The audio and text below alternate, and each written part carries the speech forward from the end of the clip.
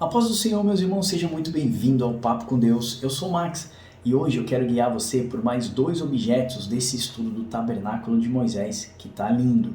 Nós vamos falar sobre a mesa dos pães da proposição e nós vamos falar do véu que separava o lugar santo do lugar santíssimo, tá bom? Fica com a gente, porque esse estudo vai abençoar a sua vida.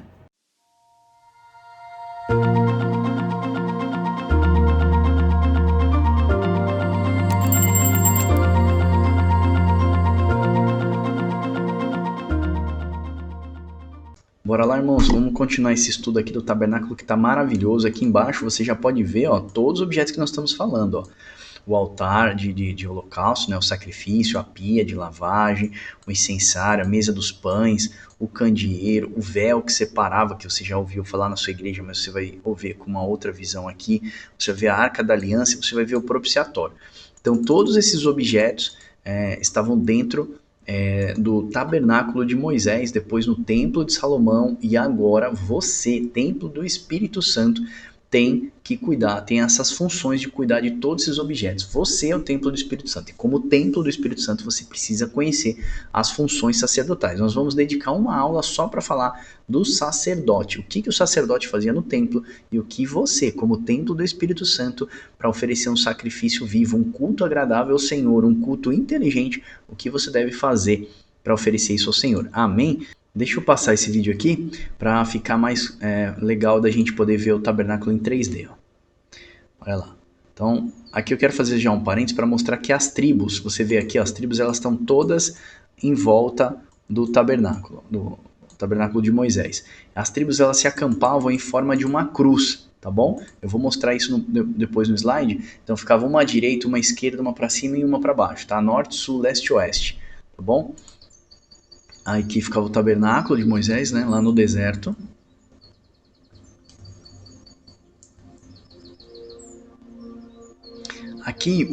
Aqui mostra um modelo de uma tenda. Lembra do Sucote, a festa das cabanas? Ou a festa dos tabernáculos? Eles se acampavam em volta do tabernáculo de Moisés. E essa festa era uma festa que acontecia todo ano para lembrar que Deus tirou eles do Egito e que levou eles para o deserto e cuidou e guardou deles no deserto. Então, esse é o modelo de uma cabana, típico uma cabana dos hebreus que eles utilizavam no deserto, tá bom? Você vai ver que as 3 últimas festas que faltam, se você já estudou as festas, senão vou deixar um card aqui em cima, você vê as 3 últimas festas que faltam são trombetas, expiação e festa dos tabernáculos, que é cabanas ou Sucote, ok? Vamos lá.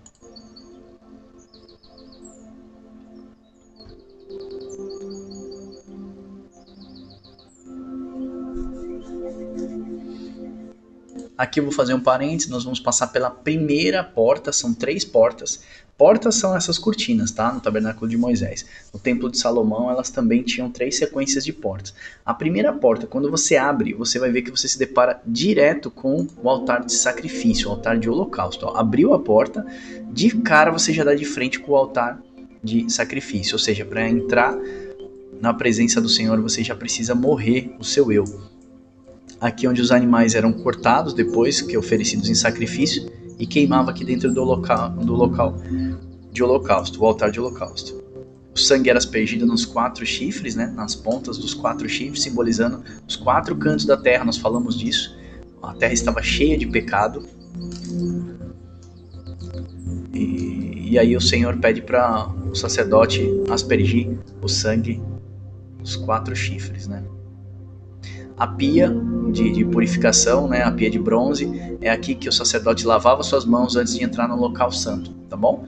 Então, assim, oferecer o seu sacrifício ao Senhor, é necessário você passar pelas águas do batismo, tá? Na nova aliança, você passa pelas águas do batismo, que é um símbolo que você fez circuncisão no seu coração, aceitou a Jesus Cristo. Essa é a segunda porta, tá bom? Para entrar no local santo.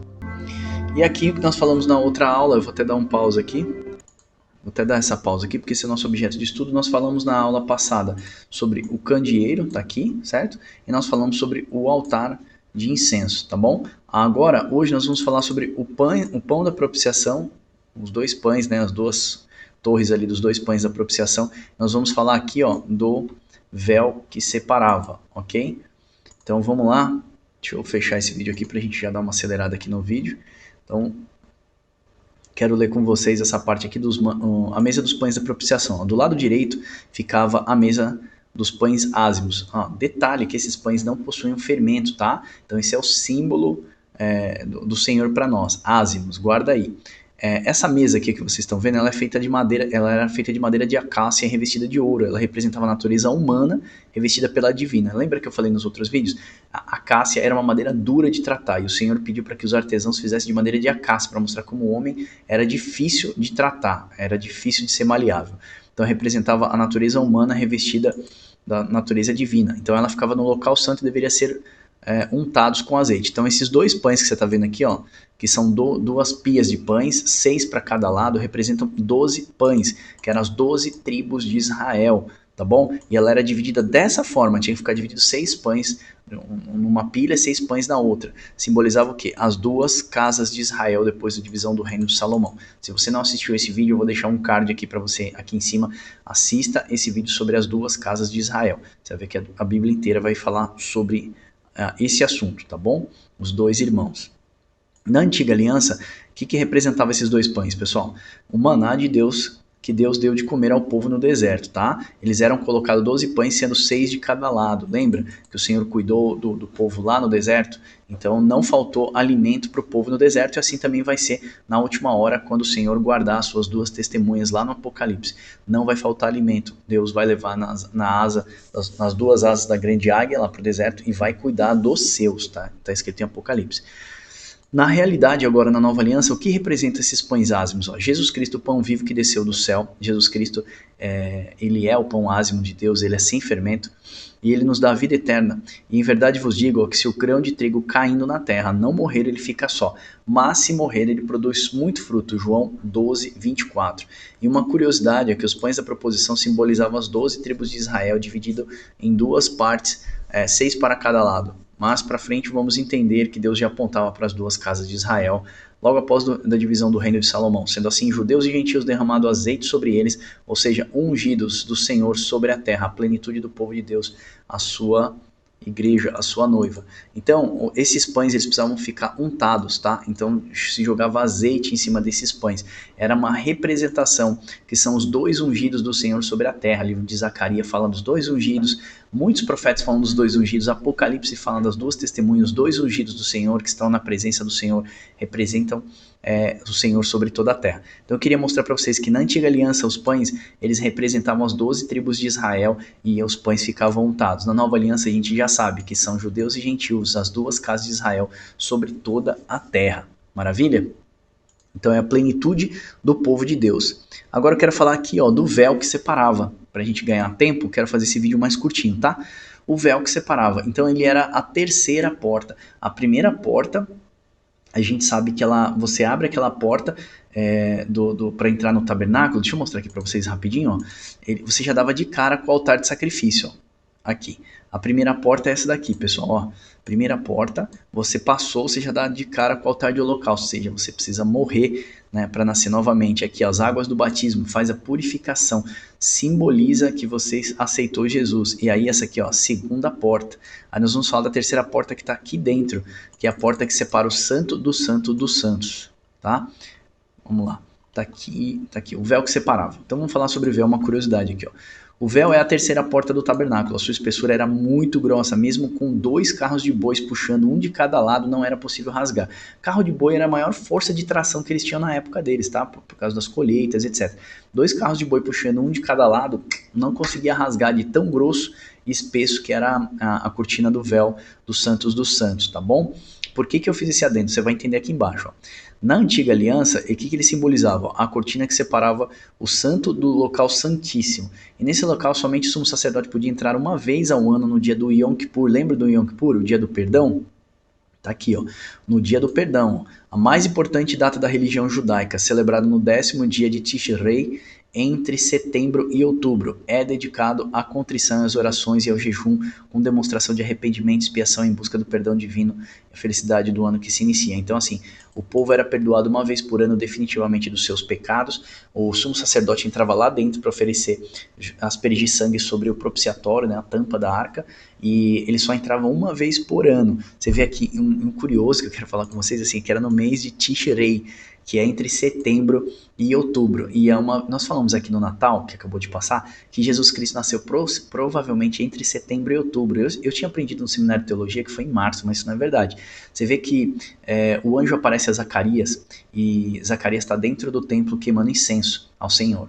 Aí o anjo aparece para ele, e ele, Zacarias, para ele servir no templo, ele era do turno de Abias. Nós vamos ver isso lá no livro de Crônicas, que Davi separou, por exemplo, 24 sacerdotes, um para uma quinzena, outro para outra quinzena. Então, eram 2 sacerdotes que ocupavam um espaço para servir no templo, tá? Durante um mês. E isso foi durante os 12 meses. Então, tinham 24 turnos de sacerdote por ano. E Zacarias, quando ele servia no templo, era do turno de Abias. Abias era o turno de julho, a segunda quinzena de julho. O anjo aparece para ele. Tudo isso que eu estou falando está lá no livro de Crônicas, tá, irmãos? E o anjo aparece para ele e fala assim, olha, tua mulher vai dar luz a um filho. Né? Todo mundo conhece a história. Zacarias duvida no seu coração e o anjo fala, só porque você duvidou, então você não vai falar até o dia que o seu filho nascer. Ok, quando o anjo vai lá e anuncia que Isabel ficaria grávida, né? A Bíblia fala que depois de 6 meses o anjo aparece para Maria. Então, assim, se foi no final de julho, o anjo aparece para anunciar para Maria que ela estaria grávida do Espírito Santo no final de dezembro. Aí você contar janeiro, fevereiro, março, abril, maio, junho, julho, agosto, setembro. No final de setembro, tá? Começo de outubro, foi quando Jesus nasceu. Por isso que eu coloco aqui, ó, tá vendo? O dia do perdão, o dia do Yom Kippur, ele foi entre setembro e outubro. Então você vê que a volta de Cristo se dará mais ou menos nessa data, entre setembro e outubro, a volta do Senhor Jesus Cristo, que ele vai fazer a expiação definitiva dos pecados. E na antiga aliança, a gente percebe aqui que o mês de Tishrei era quando o sumo sacerdote entrava no Santos dos Santos para expiar os pecados. Então, assim, é uma curiosidade. Então, estou comparando aqui o nascimento de Jesus, por exemplo, com o dia do Yom Kippur, que era o dia da expiação, né, dos pecados do povo. E a gente percebe que Cristo, depois do toque da trombeta, né, que é a festa das trombetas, expiação e tabernáculo, são as 3 últimas festas que faltam. Vou deixar o card aqui em cima para você assistir. Quando Jesus Cristo desce ao toque da 7ª trombeta, a Bíblia fala que ele expia definitivamente o pecado sobre a humanidade. Então, assim, a sua igreja não terá mais pecados, nós teremos corpos glorificados. Se cumprindo, então, o quê? No mês de Tishrei, a expiação dos pecados definitivos sobre a face da terra.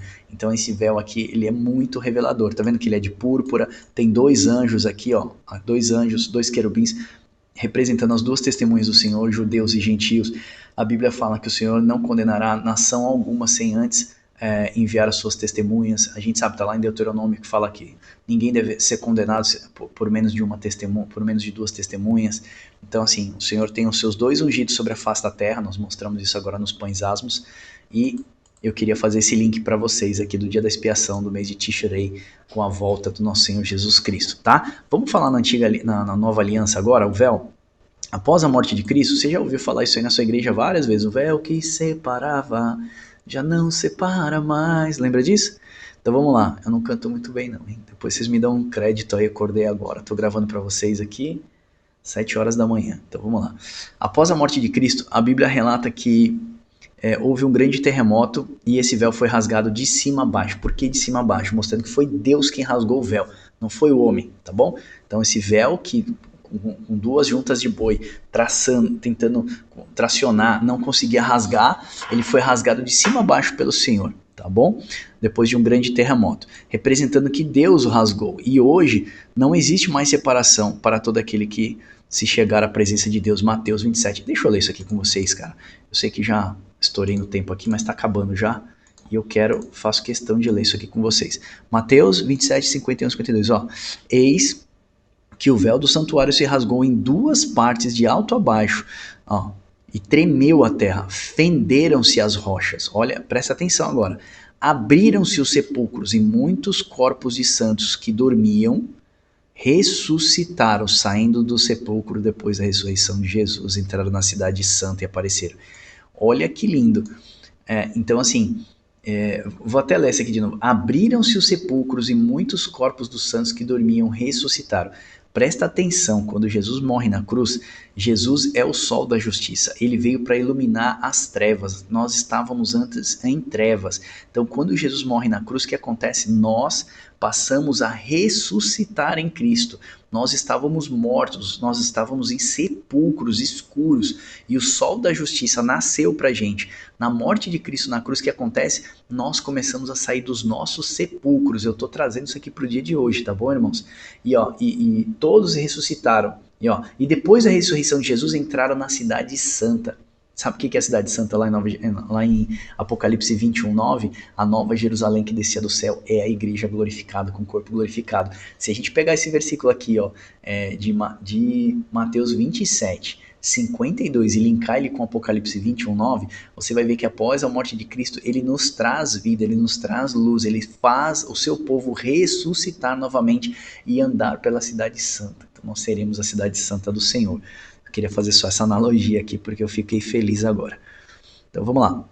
Não há mais separação. Podemos entrar na presença de Deus por intermédio de Jesus, que é o Cordeiro de Deus que tirou o pecado do mundo, daqueles que o receberam como Salvador. Jesus não morreu para todos. Jesus morreu para todos que o receberam. Então, cuidado com o universalismo. O que é universalismo, irmão? É aquela corrente teológica que fala que todos nós somos filhos de Deus. Todos nós seremos salvos naquele dia. Isso é universalismo. E Cristo morreu para todos. Você vê que a palavra fala assim: todos quanto receberam, deu-lhes o poder de serem feitos filhos de Deus. Tá? Então, receber a Cristo não é somente uma falácia. Receber a Cristo é andar como ele andou. Curiosidade é que o azul, roxo, vermelho e branco bordados de querubim prostrado adorando ao Senhor.